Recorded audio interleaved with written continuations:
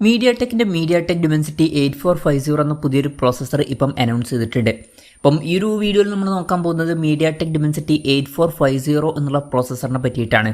പിന്നെ വീഡിയോ തുടങ്ങുന്നതിന് മുമ്പ് പറയാനുള്ളൊരു കാര്യം എന്താ വെച്ചാൽ, ഇതുപോലെ നിങ്ങളുടെ സ്വന്തം ഫോട്ടോ അല്ലെങ്കിൽ നിങ്ങൾക്ക് ഇഷ്ടപ്പെട്ട ഡിസൈൻ പ്രിന്റ് ചെയ്തിട്ടുള്ള മൊബൈൽ കേസുകൾ അഫോർഡബിൾ ആയിട്ടുള്ള പ്രൈസ് റേഞ്ചിൽ വേണം എന്നുണ്ടെങ്കിൽ ഇവിടെ ഒരു വാട്സപ്പ് നമ്പർ കൊടുക്കുന്നുണ്ട്. താഴെ ഡിസ്ക്രിപ്ഷനിലും കമന്റ് ബോക്സിലും ആ ഒരു വാട്സപ്പ് നമ്പർ കാണാം, നിങ്ങൾക്ക് കോൺടാക്ട് ചെയ്യാവുന്നതാണ്.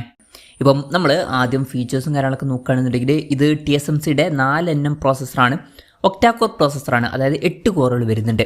ഇപ്പം ഇതിൽ 3.25 GHz ക്ലോക്ക് ചെയ്യുന്ന കോർട്ടെക്സ് A725ൻ്റെ ഒരു കോറും പിന്നെ 3 GHz ക്ലോക്ക് ചെയ്യുന്ന കോർട്ടെക്സ് A725ൻ്റെ തന്നെ 3 കോറുകളും അതുപോലെ തന്നെ 2.1 GHz ക്ലോക്ക് ചെയ്യുന്ന കോർട്ടെക്സ് A725ൻ്റെ തന്നെ 4 എഫിഷ്യൻസി കോറുകളും വരുന്നുണ്ട്.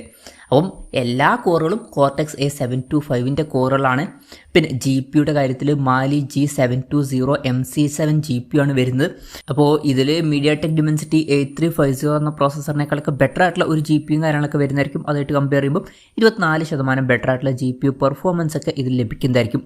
അതുപോലെ തന്നെ പവർ കൺസംഷൻ 42% കുറവായിരിക്കും. പിന്നെ 120 FPS ഗെയിമിംഗ് സപ്പോർട്ടും കാര്യങ്ങളൊക്കെ ഇതിൽ വരുന്നതായിരിക്കും.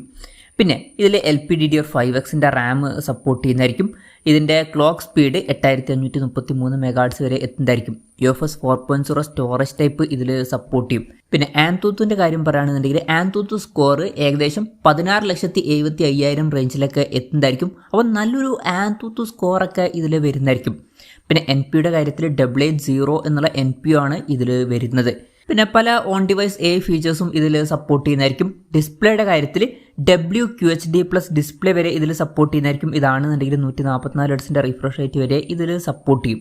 പിന്നെ ക്യാമറയുടെ കാര്യത്തിൽ മീഡിയാടെക്കിൻ്റെ ImageQ1080 എന്ന ISP ആയിരിക്കും ഇതിൽ വരിക. ഇപ്പോൾ മീഡിയാടെക് ഡിമെൻസിറ്റി 8350 എന്ന പ്രോസസ്സറിൽ വരുന്ന ISPയേക്കാളും ബെറ്റർ ആയിട്ടുള്ള ഒരു ISP ഇതിൽ വരുന്നതായിരിക്കും.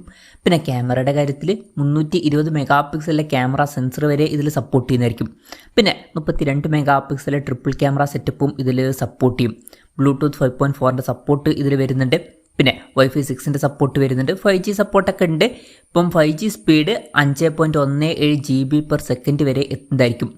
അപ്പം ഇതൊക്കെയാണ് മൊത്തത്തിൽ ഫീച്ചേഴ്സിനെ പറ്റി പറയാനുള്ള കാര്യങ്ങൾ. ഇനി ഏത് പ്രൈസ് റേഞ്ചിൽ വരുന്ന ഫോണുകളിലായിരിക്കും ഈ ഒരു പ്രോസസ്സർ കാണുക എന്ന് വെച്ചാൽ, നമുക്ക് ഈ ഒരു പ്രോസസ്സർ ഒരു 23,000 അല്ലെങ്കിൽ 25,000 രൂപ പ്രൈസ് റേഞ്ച് മുതൽ ഒരു 35,000 രൂപ പ്രൈസ് റേഞ്ചിൽ വരുന്ന ഫോണുകളിലൊക്കെ എക്സ്പെക്റ്റ് ചെയ്യാവുന്നതാണ്. പിന്നെ ചില ഓഫ്ലൈൻ ഫോൺസിൽ വില കുറച്ചും കൂടെ കൂടുന്നതായിരിക്കും. ഇവൻ ഒരു 45,000 രൂപ പ്രൈസ് റേഞ്ചിൽ വരെ വരുന്ന ഫോണുകളിൽ ഈ ഒരു പ്രോസസ്സർ കണ്ടേക്കാം. ഇപ്പം 25,000 to 30,000 രൂപ പ്രൈസ് റേഞ്ചിൽ ആ ഒരു പ്രൈസ് റേഞ്ചിൽ ബെസ്റ്റ് എന്ന് പറയാൻ പറ്റിയിട്ടുള്ള പ്രോസസ്സർ ആയിരിക്കും. അപ്പം 30,000 to 35,000 രൂപ പ്രൈസ് റേഞ്ചിൽ തിരക്കേടില്ലാത്ത പ്രോസസ്സർ എന്നും പറയാവുന്നതാണ്. 35,000 രൂപയ്ക്ക് മുകളിൽ ആവറേജ് എന്ന് പറയാൻ പറ്റിയിട്ടുള്ള ഒരു പ്രോസസ്സറും ആയിരിക്കും. ഇനി ഏതൊക്കെ ഫോണുകളിലായിരിക്കും ഈ ഒരു പ്രോസസ്സർ വരിക എന്ന് വെച്ചാൽ, ആദ്യം ഓപ്പോയുടെ Reno 14 Pro എന്ന ഫോണിൽ ഈ ഒരു പ്രോസസ്സർ വരുന്നതായിരിക്കും ഇന്ത്യൻ മാർക്കറ്റിലോട്ട്. ഇനി വേറെ ബ്രാൻഡുകളും അവരുടെ ഈ ഒരു പ്രോസസ്സറുമായിട്ട് വരുന്ന ഫോണുകൾ ഇറക്കിയേക്കാം. എന്തായാലും അതിനെ പറ്റിയിട്ടുള്ള കൂടുതൽ കൺഫർമേഷൻസ് ഇപ്പം പുറത്ത് വന്നിട്ടില്ല. എന്തായാലും മീഡിയാടെക്കിൻ്റെ ഡിമെൻസിറ്റി 8450 എന്ന പ്രോസസ്സർ ഇപ്പം അനൗൺസ് ചെയ്തിട്ടുണ്ട്.